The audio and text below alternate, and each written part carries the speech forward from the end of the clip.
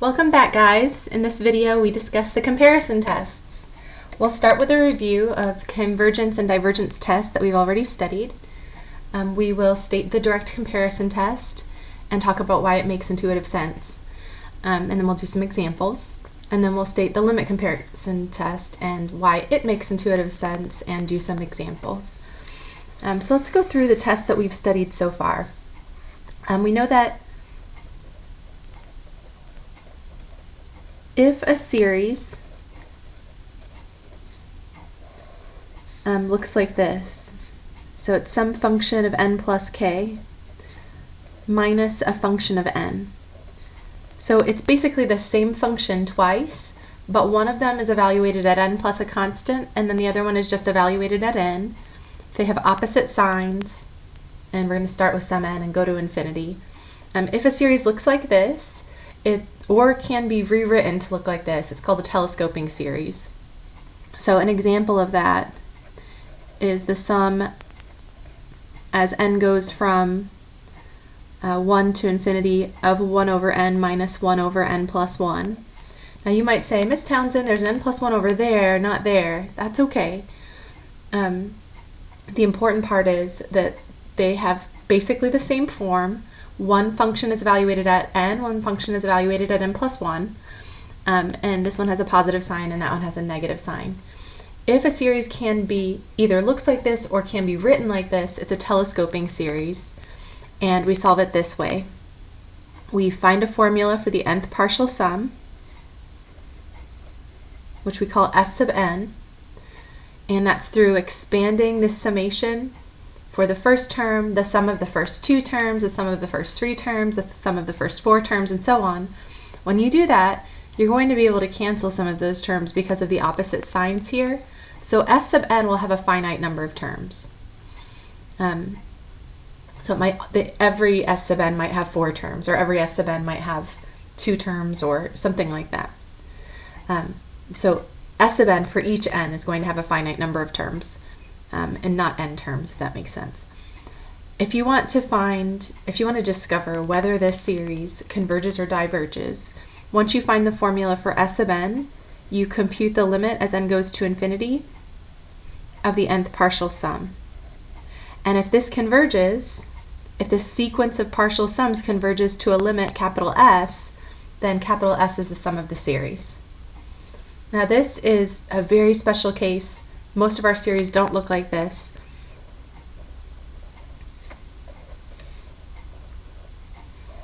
We also talked about geometric series, and there are actually a lot of series that look like this.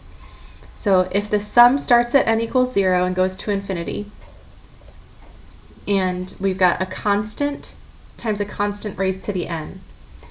This is called a geometric series. Now n does not necessarily have to start at 0. But if it has this form, a constant times a constant raised to the n, as you go from term to term, you're multiplying by r every time. That makes it a geometric series. So here's an example. If I have negative 6/5 to the n, and n starts at 2 and goes to infinity, that's a geometric series. Now let's put a 3 over here. Now a is not 3, a is the first term. When you substitute an n equals 0 here, you get r to the 0, which is 1 times a. So a is the first thing you get. The first term over here is actually 3 times negative 6 over 5 squared, because I have to plug in n equals 2 to get the first term. But it's geometric. To get from term to term, I'm going to multiply by negative 6 over 5 every time. If you have a series that's geometric, so the terms look exponential in form, it's very easy to determine whether that series converges or not. If the absolute value of r is less than 1, the series converges to a over 1 minus r, and a is always the first term, and we're dividing by 1 minus the common ratio. Now, if the absolute value of r is greater than 1, then the series diverges. So these are very easy. All you have to do is recognize that it's geometric, So it's a series that can be written in this form. If it's not already in this form, perhaps you can use exponent properties to write it in this form. If you can write a series in this form, it's geometric, and then all you have to do is identify R and use these conditions to determine whether the series converges or diverges. In the same section, we talked about the nth term test for divergence. It's only a test for divergence because it does not tell you anything about convergence. It says if you take the limit of the nth term of the series and you get something other than 0, then the series diverges.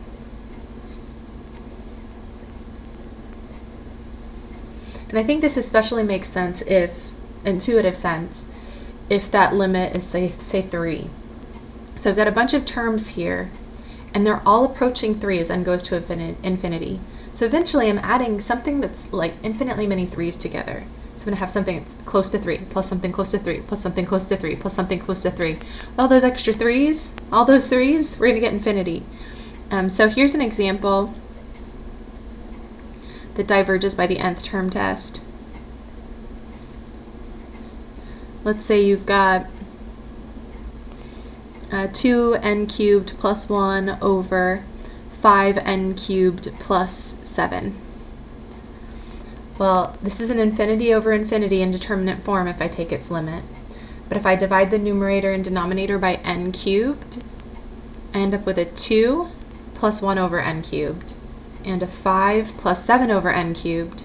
So as n goes to infinity, this will approach 2 over 5, and then I'm basically adding 0.4 to itself infinitely many times, at least toward, after a while. For large n, that's true. So if I add this number to itself infinitely many times and that number is not 0, it's not going to work out. Since all those terms are positive, this one diverges to infinity. So if you look at the terms of a series and you can say, the powers of the numerator, or the degree of the numerator and the degree of the denominator are the same, therefore this converges to 2 over 5, therefore the series does not converge, the series diverges by the nth term test. If you can look at it and see that, go ahead and use this test. If it's not obvious to you, you might try something else. Okay, so those are the first 3 tests that we learned. We also learned the integral test.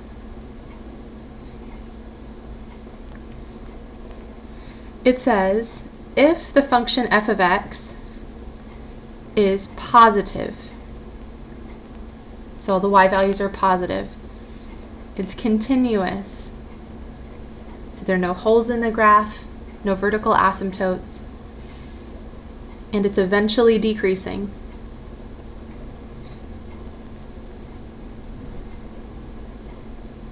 And it's usually stated on the interval from 1 to infinity. It doesn't actually have to start at 1, it just has to start at the first value of the index. Then this summation and this improper integral have the same behavior. If this n starts at 1 and goes to infinity, we should evaluate our integral from 1 to infinity. If this was a 2, I would start my integral, or I would evaluate the integral from 2 to infinity. So whatever this number is, let's say it's k, then this should be k. We're going to integrate from k to infinity. I interrupted myself, sorry. If this function f is positive, continuous, and eventually decreasing on the interval from 1 to infinity, and f of n is equal to a sub n for all n in the domain of a sub n. It's a little odd to talk about the domain of a sequence, but, well, yeah, we are talking about the domain of a sequence. So if the function and the terms of the series agree, then if this improper integral converges, this series converges. If this integral diverges, the series diverges.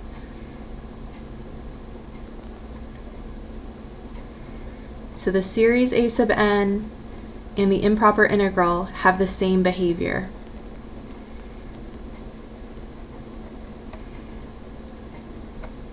They either both converge or they both diverge.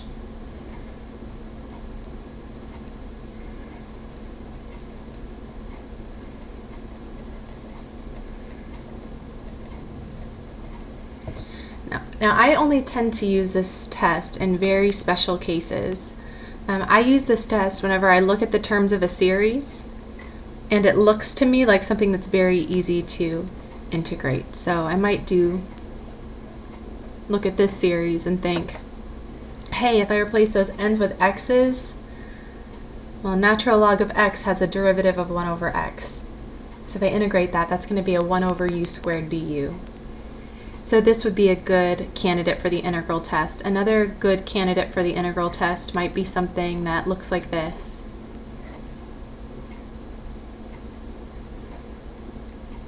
And actually, the test that we're about to learn today is also a very good candidate for this one.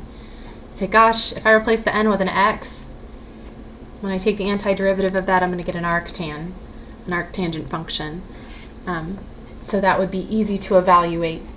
It'd be very easy to evaluate the antiderivative and then evaluate the improper integral. So since all of that is true, I would use the integral test in these cases. Now, truth be told, out of all of the tests that I'm showing you, this is the one that I use the least often. It comes so early in this chapter because it allows us to derive the p-series test. The p-series test is something that we should all know. It's very easy. It's like the geometric series test. If you can recognize a p-series and identify p, you know immediately whether that series converges or diverges. So this is the last of the 5 tests that we've studied so far, p-series. This is a series that looks like this.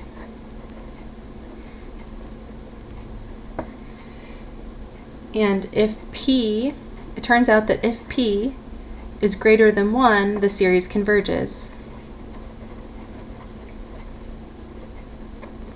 If p is less than or equal to 1, the series diverges. Now, it doesn't have to be this. You could also multiply it by a constant and it would still converge or diverge according to the value of p, because of our properties for series. So if I see 5 over n cubed, that's just 5 times this p-series. And since p is 3, and 3 is greater than 1, this series converges. So you multiply it by 5 and it still converges. So this is a very easy test. Now, this section is about the comparison tests. The comparison tests are for series that look like a geometric series. So it looks like a familiar series. It looks like the geometric series, or it looks like the p-series, but somehow it's not a p-series and it's not geometric. Like this one looks a lot like a p-series, but it has this plus 4 there, which makes it not a p-series. Or if I took this one and then manipulated it just a bit, it wouldn't be a geometric series anymore. Let me show you a couple of examples, but let's also state what we're about to do. We're pretty much always comparing to p-series and geometric series because it's very easy to determine the behavior of a geometric series or a p-series. So if we have a series that looks like this, or a series that looks like this, all we have to do is identify r. If the absolute value of r is less than 1, the series converges. So r is a proper fraction. If the absolute value of r is greater than or equal to 1, the series diverges. Here, if p is strictly greater than 1, the series converges.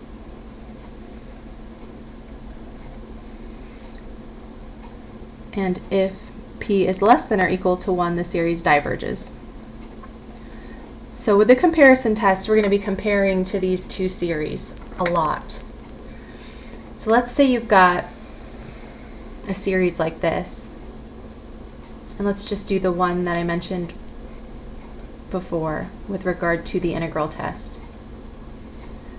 Say to myself, gosh, that looks like a p-series, but it's not a p-series because of the plus 4. Do you see that it looks like the p-series 1 over n squared? It looks like a p-series, but it's not a p-series. So I might compare this to the p series 1 over n squared plus 4. Or excuse me, 1 over n squared. So I just ignore that 4. That 4 is not going to matter much as n goes to infinity. And I say, I'm pretty sure this is going to behave like 1 over n squared, the series with 1 over n squared as its nth term. But I can't be certain. I need to be able to conclude something, because this isn't a true p series. I can't just say p is 2, which is greater than 1, so it converges, because it's not a p series. That plus 4 means it doesn't match the pattern. Or what about something like this? Oops, here's my example again. Let's say you've got the sum as n goes from 1 to infinity of 3 to the n over 2 to the n minus 1. And that minus 1 makes it not a geometric series.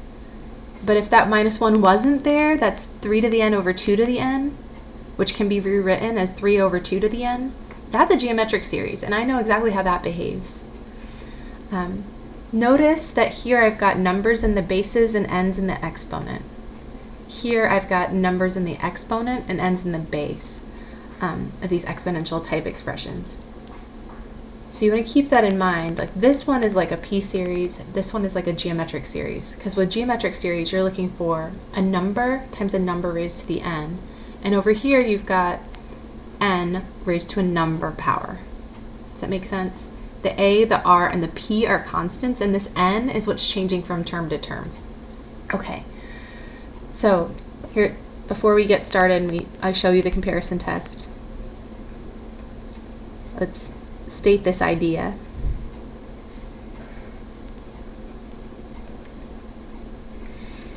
If the terms of your series look like those of a geometric series,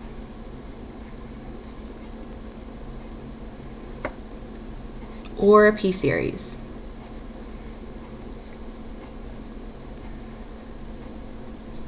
but they're not. It's not a p series or a geometric series.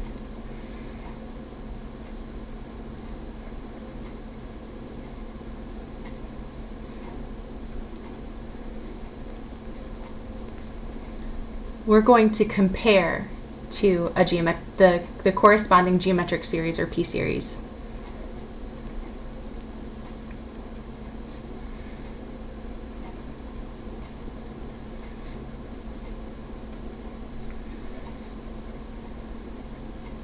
So if it looks like a geometric series or it looks like a p series, but it's not a geometric series or it's not a p series, we're going to compare to a geometric series or a p series. And that's going to allow us to make conclusions about whether these series converge or diverge. So let me state the comparison test, also known as the direct comparison test.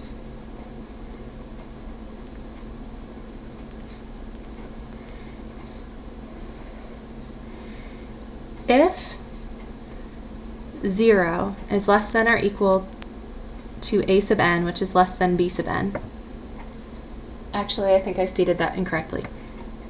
If 0 is strictly less than a sub n, and that's less than or equal to b sub n. So these could sometimes be equal, but generally a sub n is less than b sub n. And both a sub n and b sub n are positive for all n greater than some particular n. If that's true, then we can conclude the following. Then, if the b sub n series converges, then the a sub n series converges by the comparison test. And we can also say that if the a sub n series diverges, and because they're all positive, it's going to diverge to infinity, the b sub n series also diverges to infinity.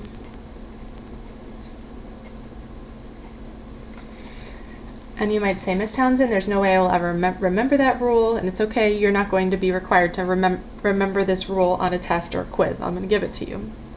but I remember it because I understand where these conclusions come from.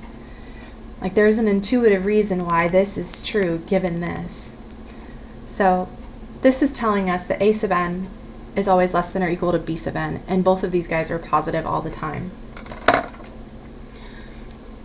Let's take that inequality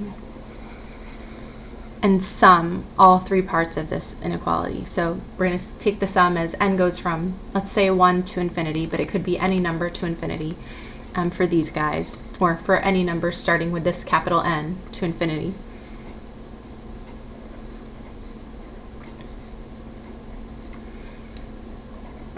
So I'm taking the sum of each of these three parts.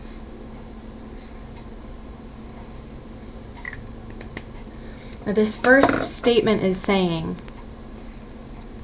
if this series converges, so I add them all up. I find the nth partial sum, take the limit, and the limit is 20, or something like that. This first statement is saying, if I add these all up and I get a number and it's something like 20, well then I should be able to add up all of these too, because this sum of infinitely many zeros is just going to be 0. So if this goes to 20, this one, the sum of this series must be less than or equal to 20. So if the b sub n series converges to some number, and these are smaller, this series should converge as well. It should converge to a number that's less than or equal to that number. Let's think about it the other way. The other part of this statement says, okay, let's take your inequality and sum them. Of course, the sum of infinitely many zeros is 0.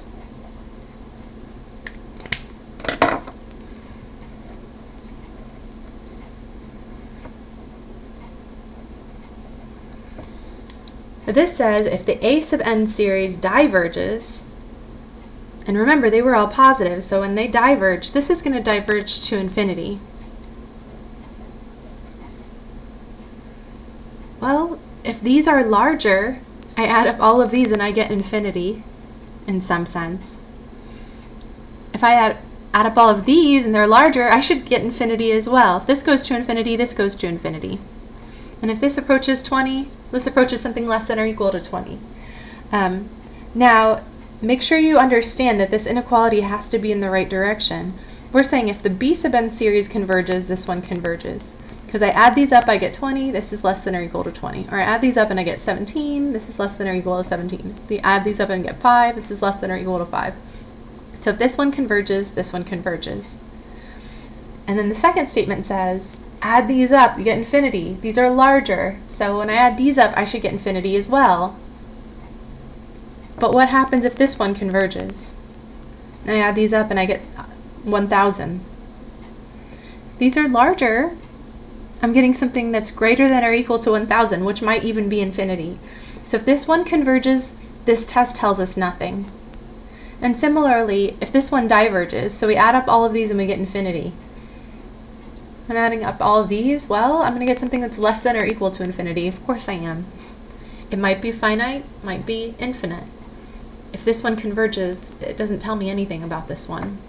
Or excuse me, if this one diverges to infinity, and this is smaller, well, being smaller than infinity doesn't tell you much. Or if this one converges to a number, being larger than a number doesn't tell you much either.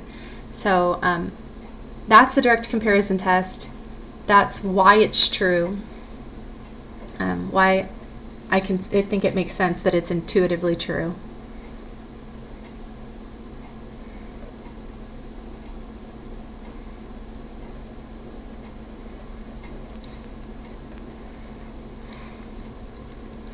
Okay, so with that in mind, let's look at some series. Let's go back to these two guys. And remember, the inequality has to be in the right direction for you to be able to say any of this. So let's say we've got the sum as n goes from 1 to infinity of n squared plus 4. Well, it's not a p-series, but it looks like a p-series. So I'm going to compare it to the p-series that would result from ignoring that 4. You might say, why do I ignore the 4? Because without the 4, it's a p-series. And as n goes to infinity, that 4 is probably not going to matter much. So I suspect that whatever this 1 over n squared does, that series, it's probably going to behave this very similar way to the way this series behaves, 1 over n squared plus 4. No guarantees. But that allowed me to decide what to compare to. In general, if you have multiple terms in the denominator, you want to keep the terms that dominate as n goes to infinity. So n squared is going to be much larger than 4 as n goes to infinity, so we keep the n squared. There's only one term in the numerator, so we keep the 1 there. And now we have to compare these guys to each other. Now notice that this denominator is larger. It turns out if the numerators are the same and the denominator is larger, this fraction is smaller. And if you don't believe me, just compare 1/3 and 1/2. This denominator is larger, so I took 1 and I divided it into 3 pieces, as opposed to taking 1 and dividing it into 2 pieces. So if I take 1 and I divide it into more pieces, that fraction is going to be smaller. So larger denominator, if the numerators are the same, a larger denominator implies that you've got a smaller fraction. And notice that as n goes from 1 to infinity, these are positive all the time and these are positive all the time. So this inequality is true. Now I know the behavior of this series because it's a p-series. So I'll say, since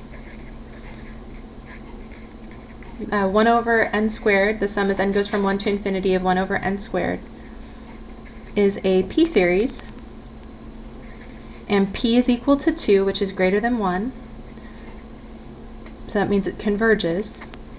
So I'll say since 1 over n, the sum as n goes from 1 to infinity of 1 over n squared is a convergent p-series, because p equals 2, which is greater than 1, and these are smaller,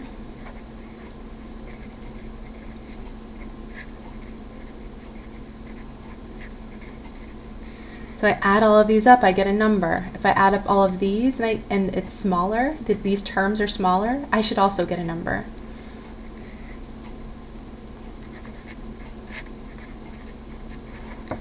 This says since this b sub n series converges, because it's a p-series, and these are smaller, well then this series converges as well by the direct comparison test, which I will abbreviate DCT.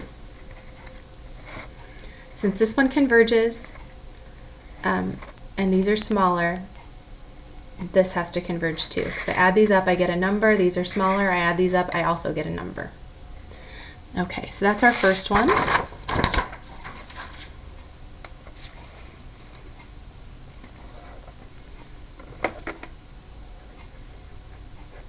Here's our second example. Let's say we have the sum as n goes from 1 to infinity of 3 to the n over 2 to the n minus 1. Well, that looks like a geometric series. As n goes to infinity, that minus 1 isn't going to matter very much. So I'm going to compare this to 3 to the n over 2 to the n, which can be rewritten as 3 over 2 to the n, using our exponent properties. Now the question becomes, which one of these fractions is larger, this one or this one? Well, this one has a smaller denominator.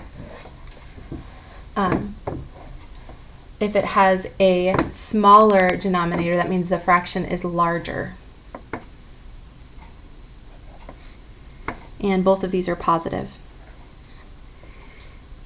Now, I don't know whether this series converges or not, but I do know whether this series converges because those are the terms of a geometric series right there. So this is true for all n. So n equals 1, 2, 3, and so on. Now let's think about it. Does this inequality tell me anything? Sometimes you write this inequality down and it tells you nothing. If I add up all of these, do I get a number or do I get infinity? Well, these are the terms of a geometric series. R is 3 over 2. The absolute value of 3 over 2, that's 1.5. It's obviously greater than 1.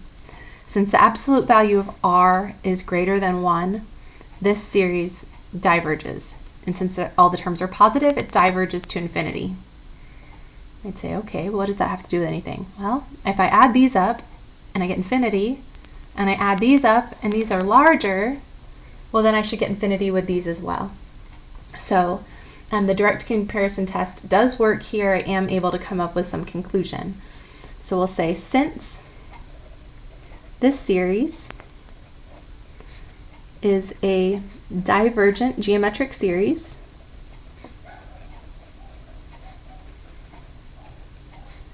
because the absolute value of R is 1.5, which is clearly greater than 1, greater than or equal to 1, and these terms are larger,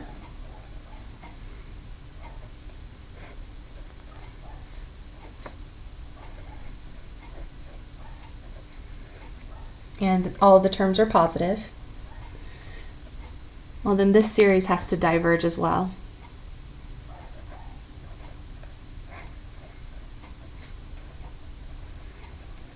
It diverges too by the direct comparison test. Now notice that if this was a plus 1, the inequality would have gone in the opposite direction and it wouldn't have helped us. Or on the last one, if this was a minus 4 instead of a plus 4, the inequality would have gone the other way. And so the direct comparison test, wouldn't tell us anything. So let me show you how the direct comparison test sometimes fails and use that to motivate the next test. So let's say we've got the square root of n cubed all divided by n to the 5th, let's say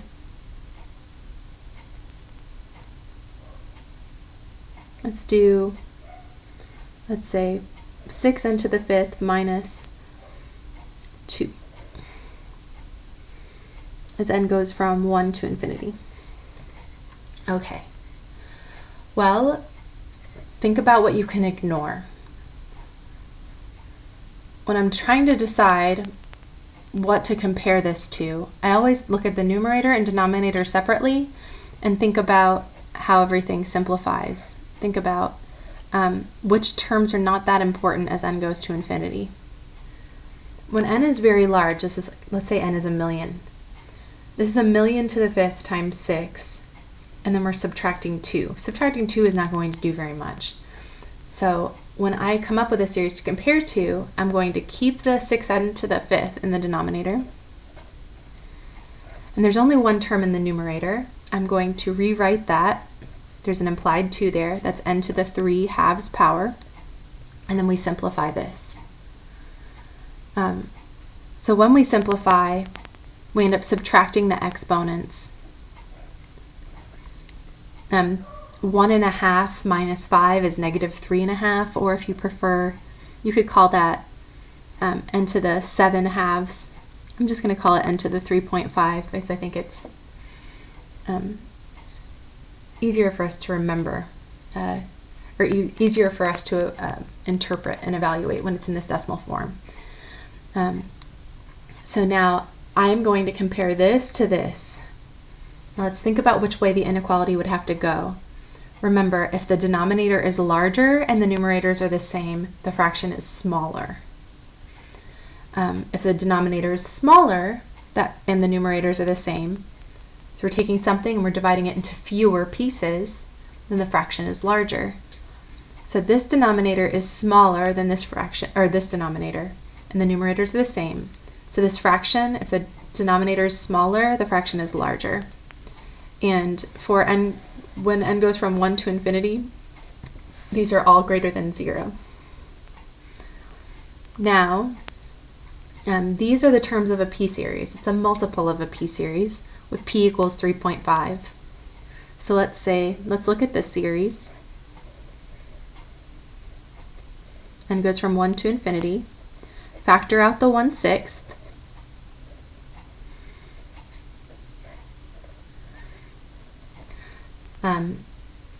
Identify p, 3.5. 3.5 is greater than 1. Since p is equal to 3.5 and 3.5 is greater than 1, this series converges, which means when I multiply it by 1/6, it still converges. So this is a convergent p-series.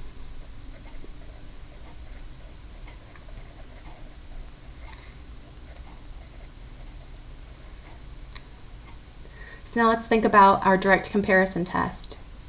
I add all of these together. I get 17. And these are larger. Does that tell me anything about these when I add them up? Well, all it tells me is that the sum of these is going to be greater than or equal to 17.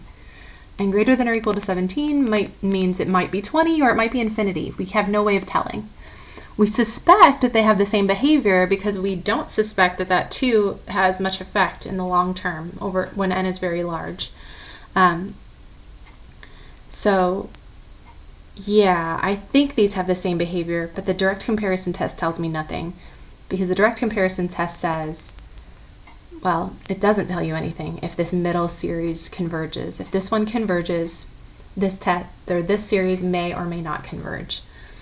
So the direct comparison test fails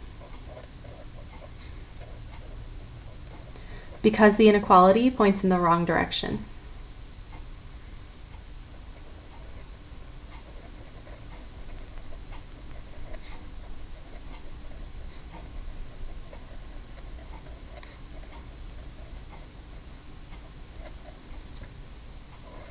Okay. Say, okay, well, what do I do then? Well, then we do what's called the limit comparison test. Now, whenever I think of limit comparison test, I always think of L'Hopital's rule. Because this is what it says. It says, if a sub n and b sub n are positive for all n, in the domain of both of those sequences, and this limit, as n goes to infinity, of a sub n over b sub n is equal to L, and L is positive and finite.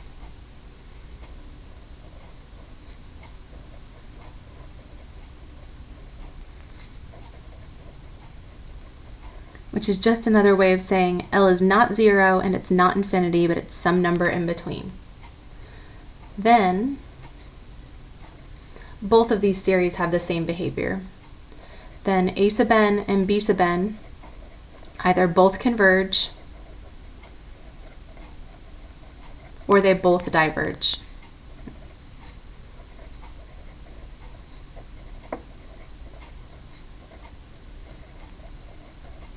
They have the same behavior. So I only use this test whenever the direct comparison test fails. So I look at these and I say, this looks like a p-series. I'm going to compare it to this p-series. And then after I compare it to the p-series, this tells me nothing because these are larger than something that's converging. I'm still thinking to myself, I bet they still behave the same way. That -2 is not going to change things much. So I go to the limit comparison test.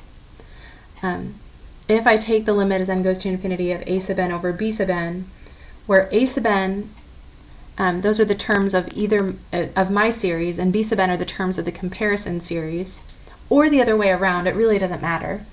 And you get a number L, and that number is not 0 and it's not infinity, but it's something in between, then both series are going to converge or both series are going to diverge. And we'll talk about why that's intuitively true after we do an example.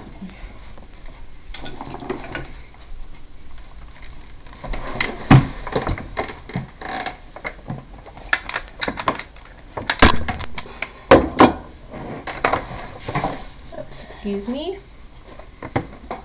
Just a moment while I plug in my computer. My battery was about to die. Okay. All right, so let's do an example. Let's actually do this example. This one converged, so I bet that one converges too, yet let's use the limit comparison test to show that it converges as well. So I'm going to let a sub n be the terms of my series, which can be written this way. And b sub n are the terms of the comparison series, which we can write this way if we prefer. 1 over 6 times n to the 3.5 power. You can do that if you want to. Notice that both of these are positive for all n.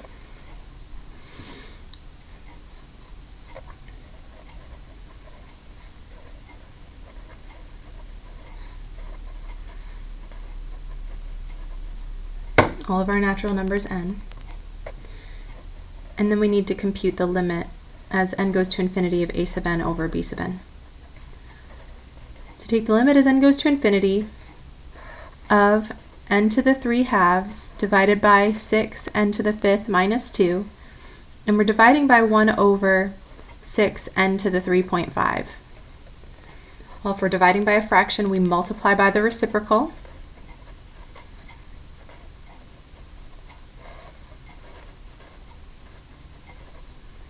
Take that, flip it, and multiply.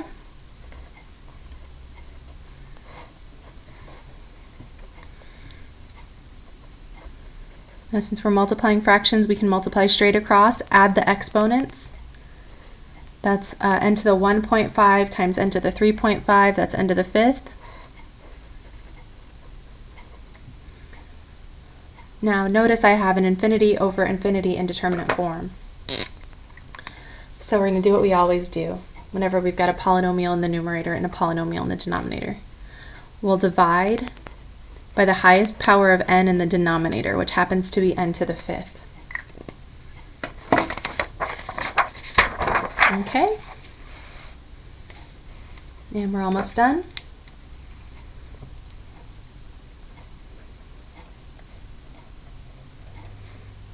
Six n to the 5th over n to the 5th is 6. 6 n to the 5th over n to the 5th is another 6, minus 2 over n to the 5th. Dividing by everything by n to the 5th got rid of the infinity over infinity indeterminate form. So this guy is gone, and now we're taking the limit of 6 over 6 minus something that's very, very small. So we get 6 over 6, which is 1, and that's not 0, that's not infinity, but it's in between. So that's a very good thing.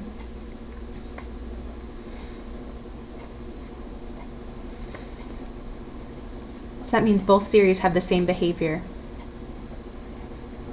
by the limit comparison test.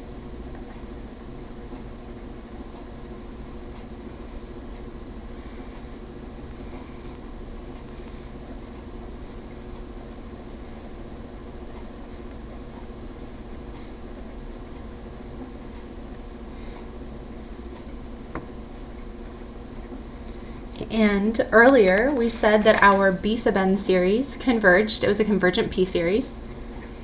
So if this one converges, then this one converges too by the limit comparison test.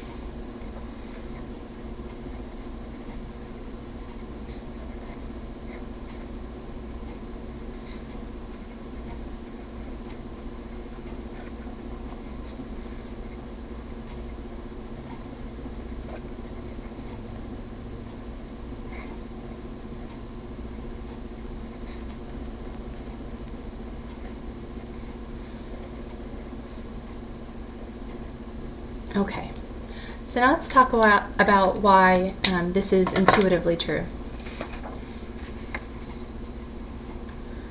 Now remember, if either of these series have any chance of converging, a sub n and b sub n must approach 0.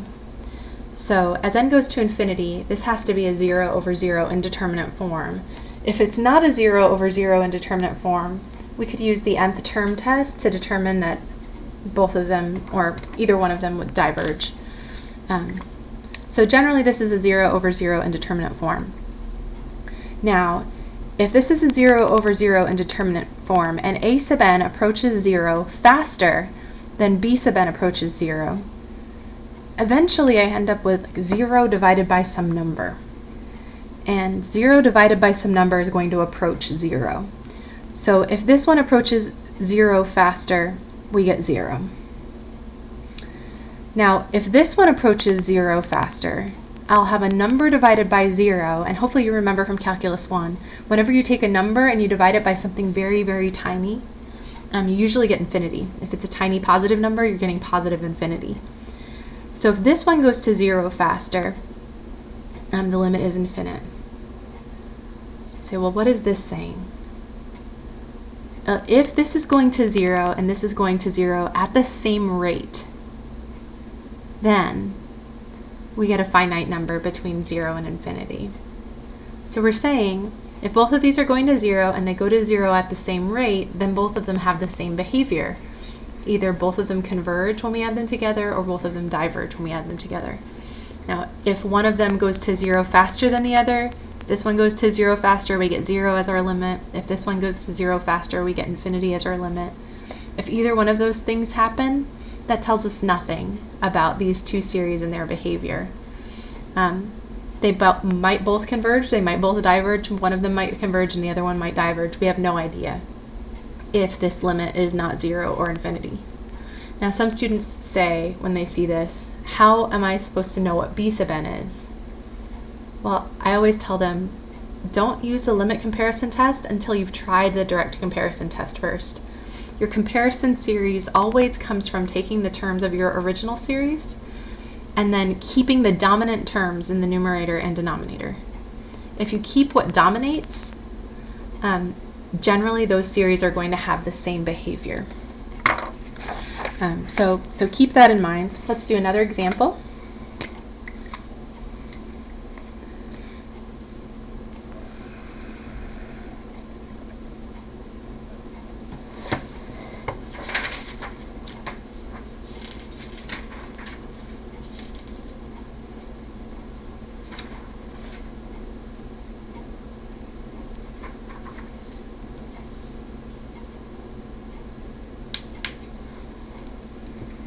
I've got the sum as n goes from 1 to infinity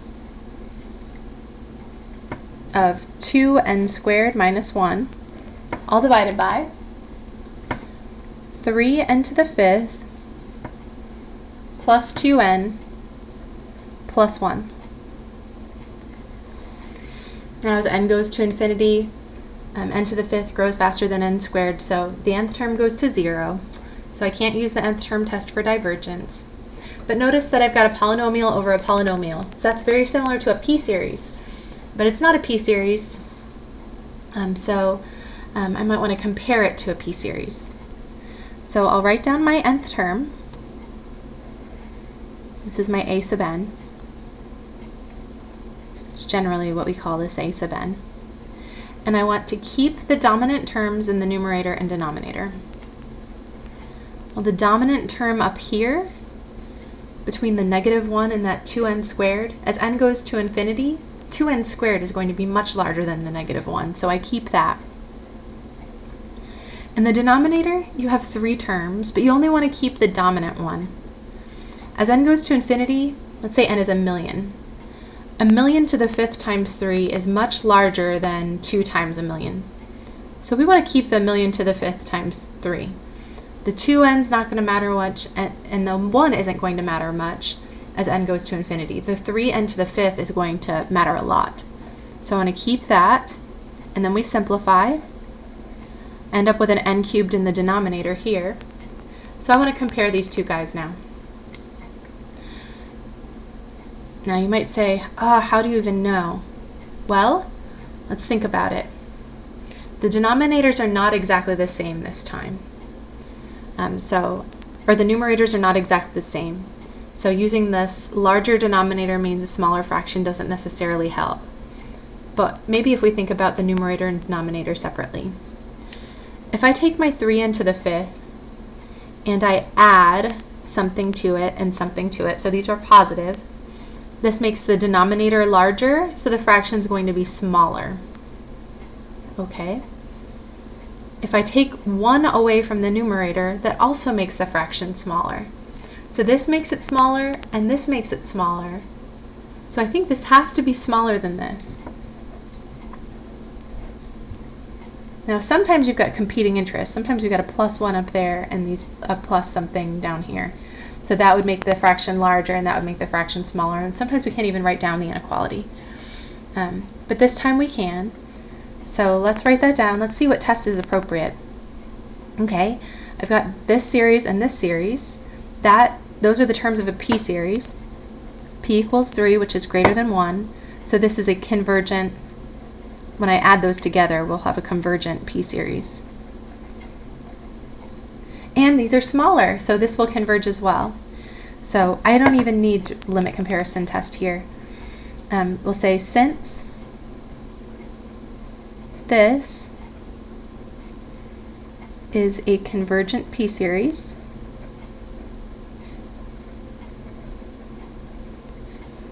with p equals 3, which is greater than 1, and these are smaller,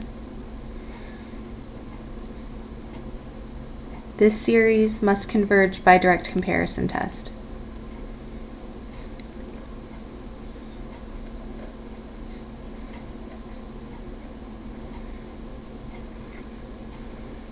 Okay, let's do another one.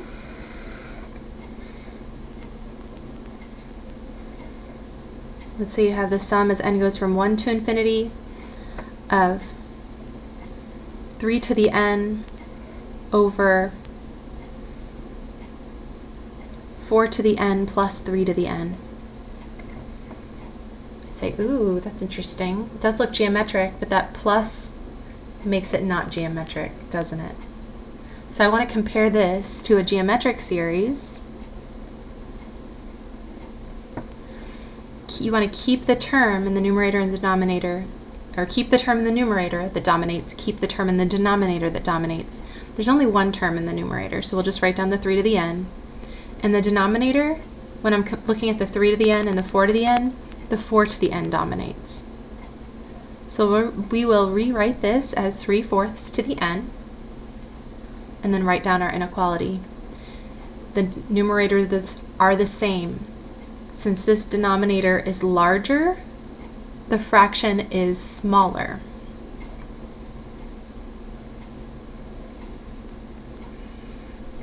And these are the terms of a convergent geometric series.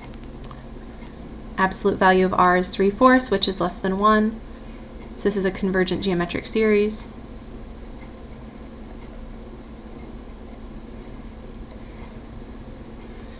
So this series must converge as well. So let's write our conclusion. We'll say since this is a convergent geometric series with absolute value of r equals 3/4, which is less than 1. This converges by the direct comparison test. I wanted to do one more example of limit comparison. So let's take this one and then change that +3 to the n to a -3 to the n.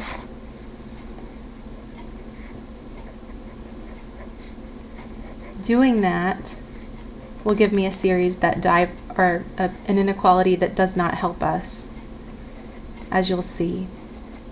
So you've got 3 to the n over 4 to the n minus 3 to the n. I keep the dominant terms. So this is pretty much the same as this. But now this denominator is smaller, so the fraction is larger. And this series is a convergent geometric series, just like it was on the last one. Absolute value of r, that's the absolute value of this number in the parentheses, is 3/4, which is less than 1. So these are the terms of a convergent geometric series. But these are larger, and the geometric series Since these are larger, if I add these up and I get a number, and these are larger, that tells me nothing.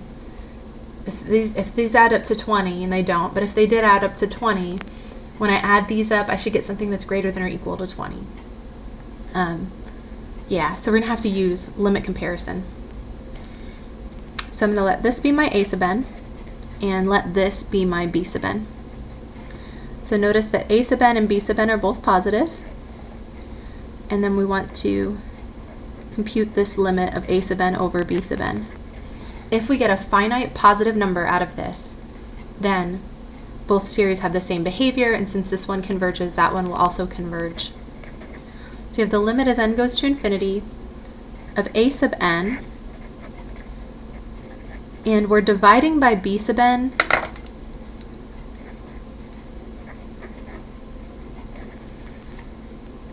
I'm going to multiply by 1 over b sub n. Just going to skip that step of multiplying by the reciprocal.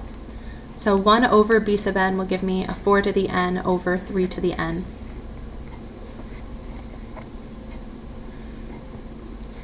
And these 3 to the n's are common factors, so they reduce. So we end up with this. Now we have an infinity over infinity indeterminate form, but if we divide by the highest, normally we would divide by the highest power of n in the denominator to get rid of the infinity over infinity indeterminate form, but these aren't powers of n. These are exponentials. You want to divide by the term that dominates, and since 4 to the n dominates over 3 to the n, 4 to the n grows faster than 3 to the n does, I want to divide numerator and denominator by 4 to the n.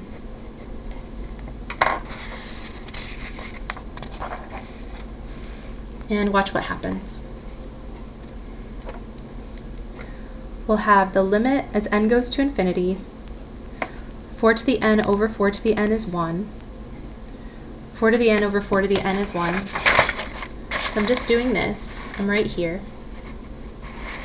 And this 3 to the n over 4 to the n, due to exponent properties, I can rewrite that as 3 over 4 to the n. And remember, when we studied sequences, we said there was that r to the n rule. If this base is a fraction, and I keep multiplying it by 3/4, I take 3/4 of the last number, 3/4 of the last number, 3/4 of the last number, this is going to go to 0. And that means our limit is 1, and 1 is not 0, and 1 is not infinity. So that's our limit. That's good. That means both series are going to have the same behavior.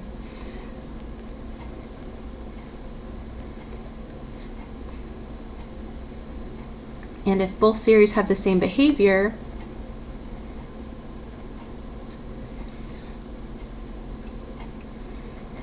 and the b sub n series converges,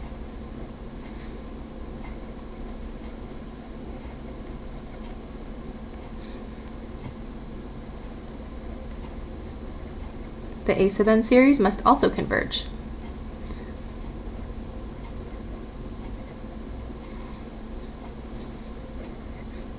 And the a sub n series was this.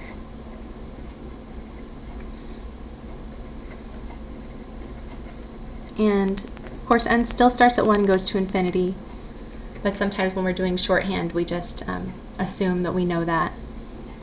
We'll say that this is true by the limit comparison test. So you've got 2 new test guys. If it looks like a geometric series or a p-series, you want to compare to that. If direct comparison works, use the direct comparison test. If not, that's okay. Use the limit comparison test instead. Most of the time, one of those will work.